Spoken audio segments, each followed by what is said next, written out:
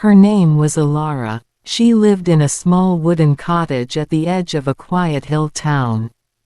The mountains stood tall behind her, and a river whispered softly nearby. Alara loved silence. Not the kind of silence that felt empty, but the kind that felt full. Full of wind, birds, trees, and thoughts.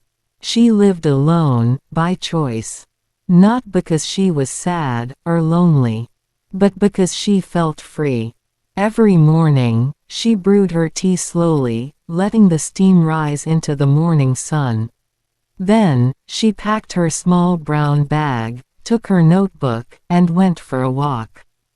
Alara didn't walk with a destination. She just followed the wind. Sometimes through pine forests. Sometimes by old roads no one used anymore. Sometimes up hills, where clouds touched her fingertips. She loved to sit by lakes, or under old trees, and simply be. She wrote about the colors of the sky, the feeling of moss under her fingers, or the sound of her own breath. People in the village called her, the quiet one. Some found her strange. But those who watched closely saw something rare in her eyes. Peace. Alara had no need to explain her life. She didn't chase noise. She didn't run from silence. She walked slowly, with the earth beneath her feet and the sky always above her.